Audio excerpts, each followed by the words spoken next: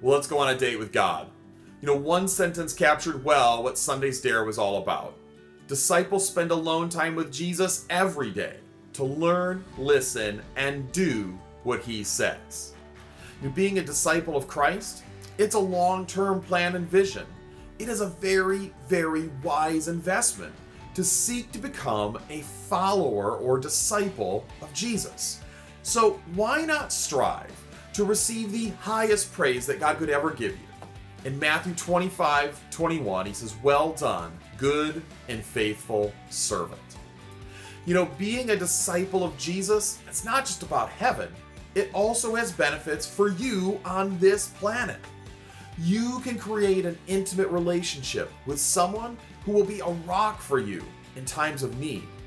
You will find an unshakable identity in your Father's approval, and you will live a life full of meaning as you join God in spreading his kingdom here on earth.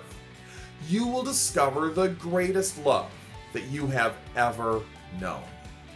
The writer of Hebrews talked about the different levels of following Jesus in Hebrews 5, verse 12. He said, "You have been Christians for a long time now. You ought to be teaching others. Instead, you still need somebody to teach you. You're like babies who drink only milk and cannot eat solid food." So let's all resolve to move from milk to meat this year.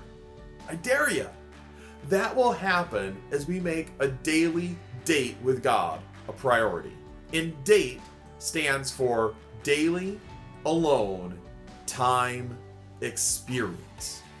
We need to set aside a time and a place on a daily basis where we can spend 10, 20, even 30 minutes or more undisturbed with God. Where will that be for you if you don't already have a daily date with God? Mine is right here in my office in my house. But yours could be the kitchen table in the morning, or maybe your favorite chair at night. Jesus, his favorite place seemed to be out of town where he could be alone. Before daybreak the next morning, Jesus got up and went out to an isolated place to pray. Later, Simon and the others went out to find him. And when they found him, they said, "Everyone's looking for you."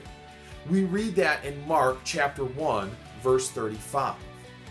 Now, as Mark, not the Mark from the Bible, but our Mark at Journey's Crossing, shared on Sunday, even Jesus struggled with competing distractions that were trying to pull him away from his time with God. You will see the same as soon as you establish a time. There will be all sorts of competing distractions.